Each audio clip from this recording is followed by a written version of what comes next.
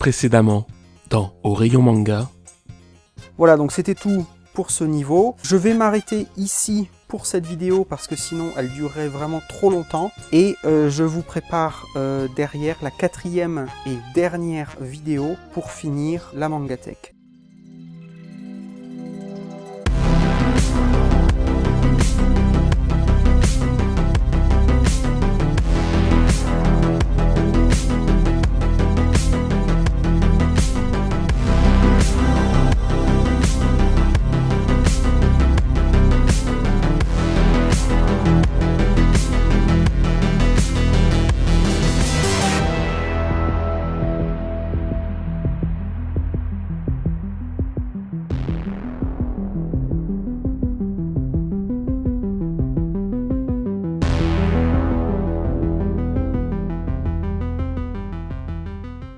Bienvenue à tous dans cette 4e et normalement j'espère dernière partie de ma très longue vidéo Mangatech mise à jour 2018.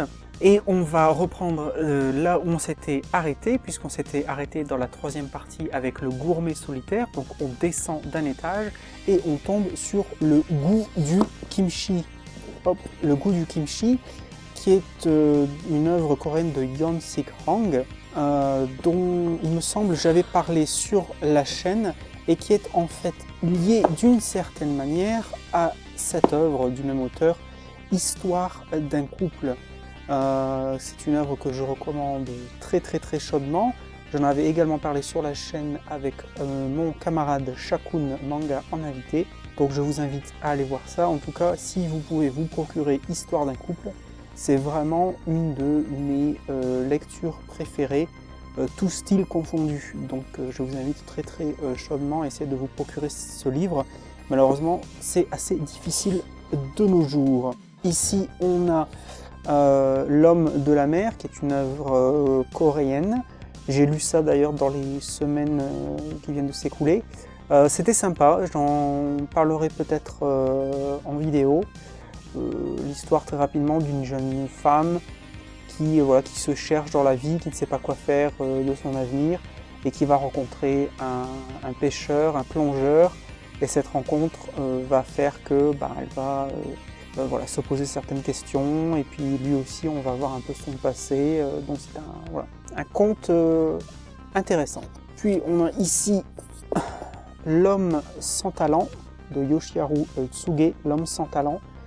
J'en ai parlé sur la chaîne, donc vous pouvez aller voir ça en détail.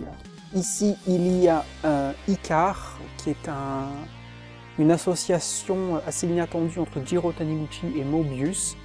C'était intéressant, mais assez décevant, surtout parce qu'on sent que c'est une œuvre vraiment inachevée.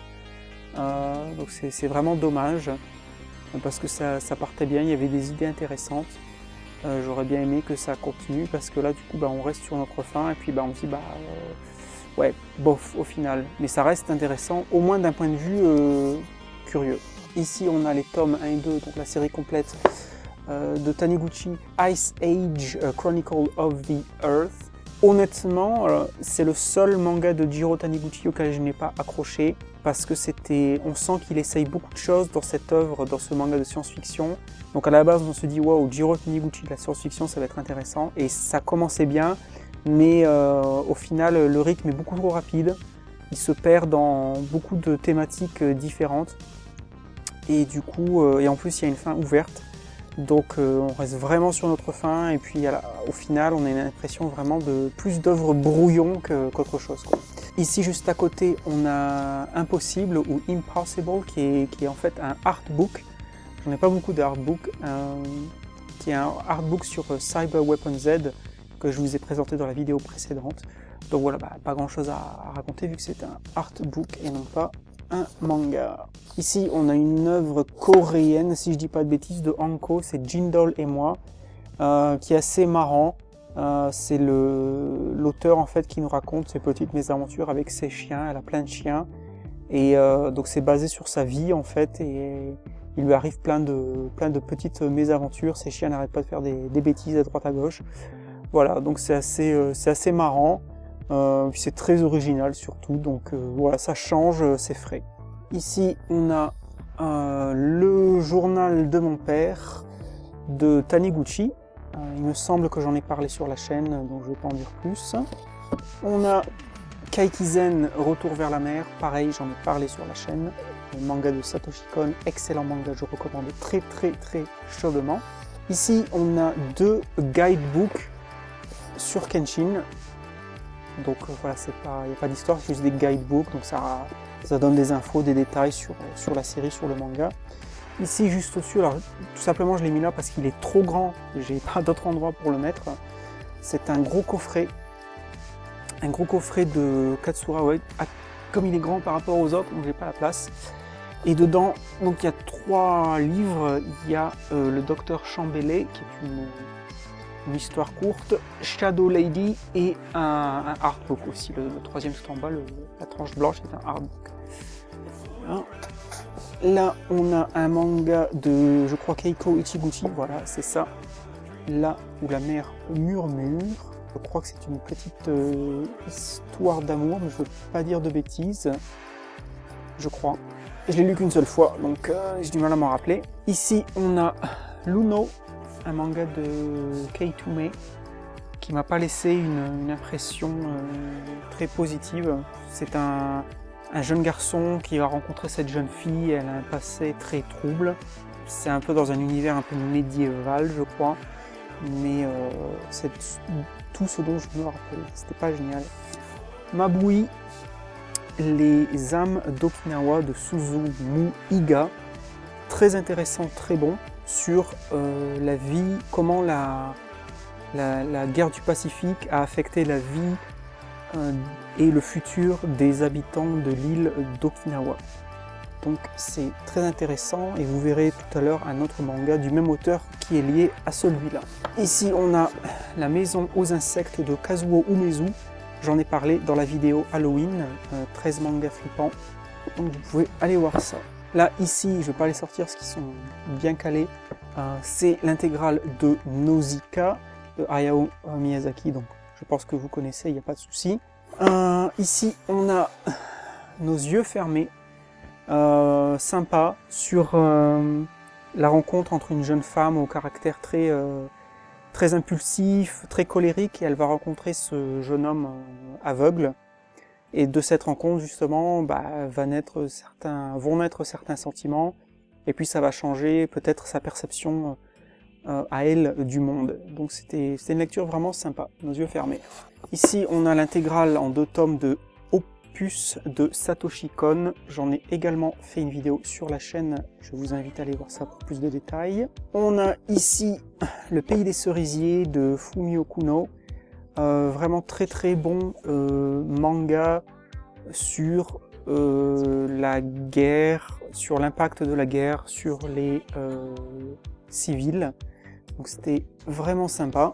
L'oiseau bleu de Takashi Murakami. J'en ai également fait une vidéo sur la chaîne. Manga très sombre, très dramatique.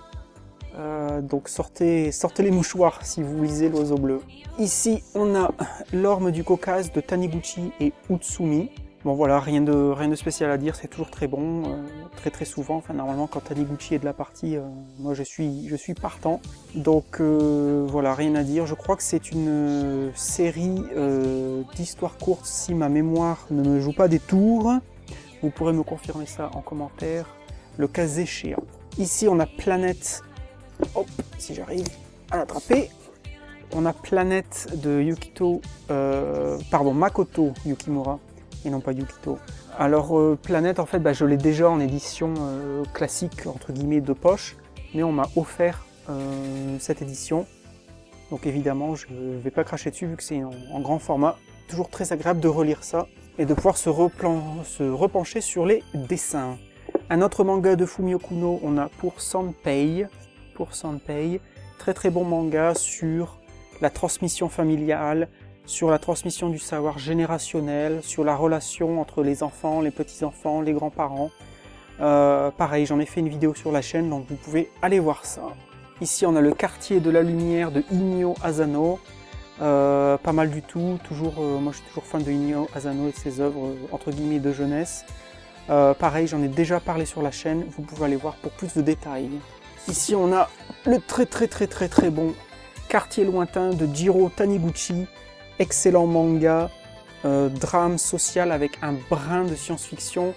Donc l'histoire d'un homme qui, en fait, pour une raison inconnue, va se retrouver téléporté dans son corps alors qu'il était adolescent, mais avec le savoir et la connaissance de son âge adulte. Donc il va essayer de changer le cours de l'histoire de sa famille, tandis qu'il est dans le passé. Donc excellent manga Quartier lointain. Ici on a les rêveries d'un gourmet solitaire de Taniguchi et Kuzumi. Donc c'est la suite tout simplement du gourmet solitaire. Donc c'est toujours les pérégrinations d'un homme d'affaires qui va de restaurant en restaurant au fil de ses voyages d'affaires et qui nous donne toujours envie de manger. Voilà, donc on arrive maintenant à la dernière étagère tout en bas de la Mangatech. Donc je descends la caméra d'un cran et je vous reprends tout de suite. Voilà, donc tout en bas ici on a l'édition, je sais pas comment elle s'appelle, l'édition collector j'imagine. D'ailleurs avec bien poussiéreuse, dans des très beaux coffrets de RG Veda, ou Rig Veda, je n'ai jamais su comment le prononcer exactement. Manga assez culte, je pense, du studio Clamp. Donc c'est, si ma mémoire est bonne, 4 femmes qui composent ce studio. Donc RG Veda, c'est un vieux manga des années 90, mais que vous pouvez trouver dans cette très belle édition. Donc chaque volume est dans son propre coffret. Donc c'est un manga de, je dirais, Heroic Fantasy. Imaginez un petit peu comme le Seigneur des Anneaux, mais avec beaucoup plus d'ésotérisme. Voilà, un dessin très léché, très propre. Donc RG Veda, je pense que si vous devez lire qu'une seule chose de Clamp, RG Veda, à mon avis, c'est le titre de référence. Ici, c'est quelque chose d'assez rare. C'est une série qui s'appelle Robot. C'était sorti chez Glénat.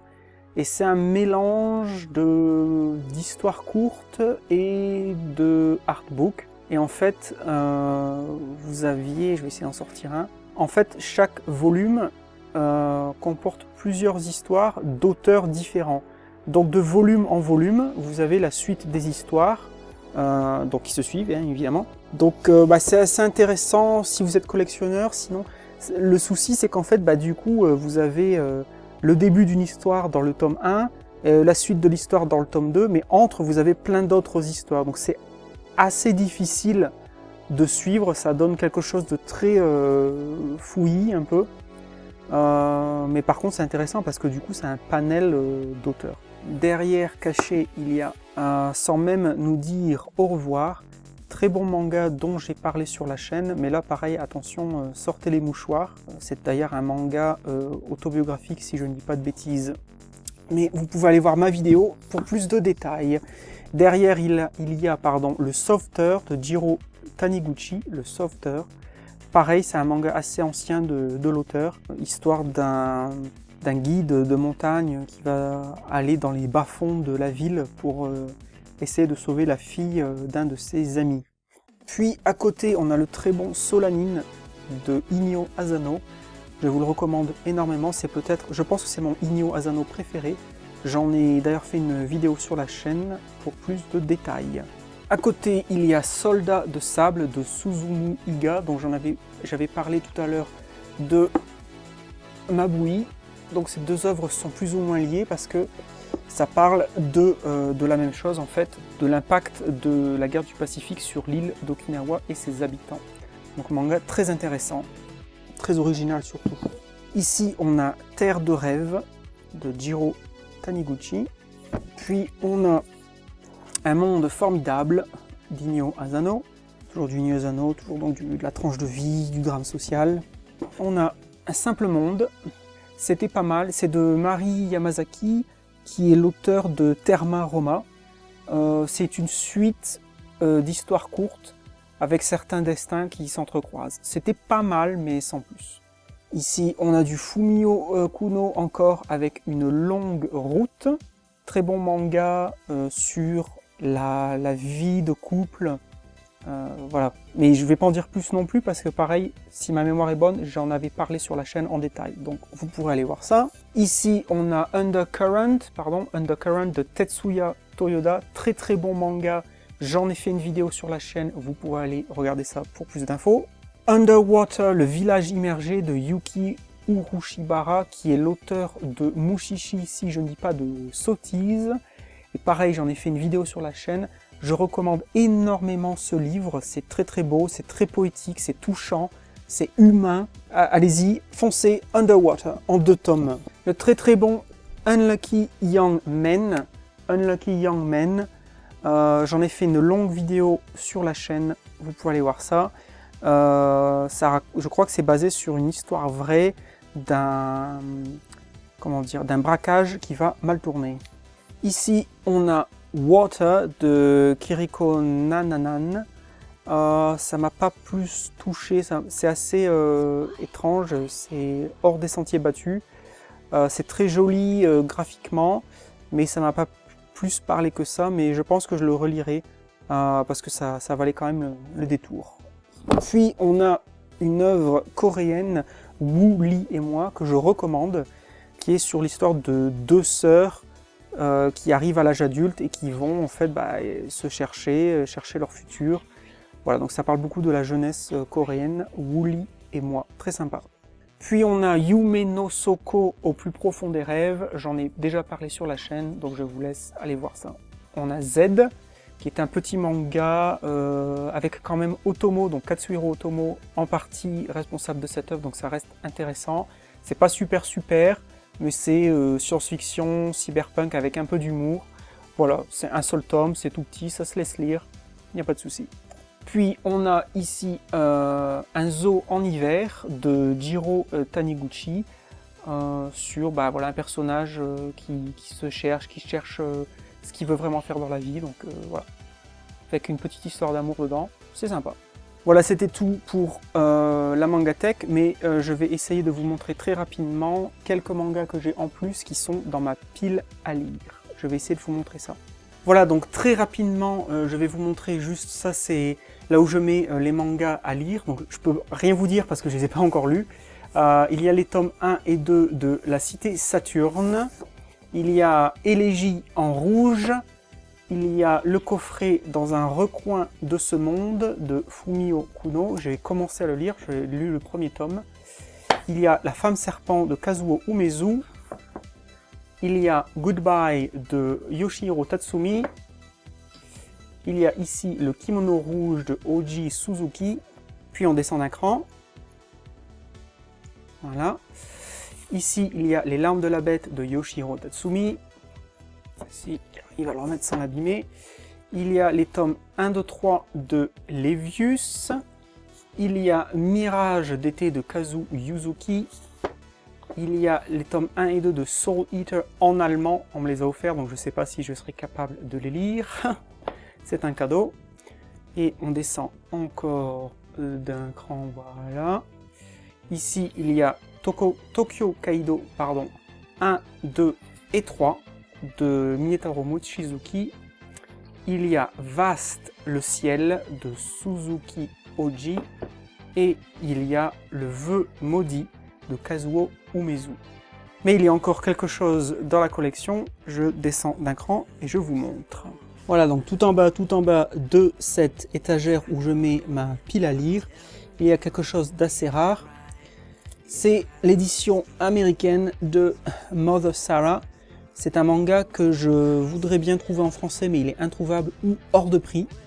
Donc je l'ai trouvé un jour en version anglaise, donc c'est la version américaine pour une bouchée de pain, en excellent état. Donc vous voyez ça, c'est tous les tomes sous blister. Donc je ne l'ai pas encore lu, mais il est là. Et enfin, le tout dernier livre à lire, c'est La forêt millénaire de Jiro Taniguchi. Voilà. Et ça conclut donc tous les mangas que je possède, ceux que j'ai lus pour la plupart évidemment, et ceux que j'ai encore à lire. Je vous remercie d'être resté aussi longtemps. J'espère que d'avoir vu toute cette collection vous aura intéressé. Si jamais vous avez des questions, n'hésitez pas à me les laisser en commentaire. Si vous avez des observations, des opinions, des avis, bien sûr, je suis toujours intéressé pour les lire. Bien écoutez, je vous dis à bientôt pour une nouvelle vidéo. Cette fois-ci qui ne sera pas sur la Mangatech puisque c'est bon, on en a fait le tour, on y est arrivé. Je vous dis à très bientôt pour de nouvelles vidéos, de nouvelles aventures sur la chaîne Au Rayon Manga. À très bientôt. Bye bye.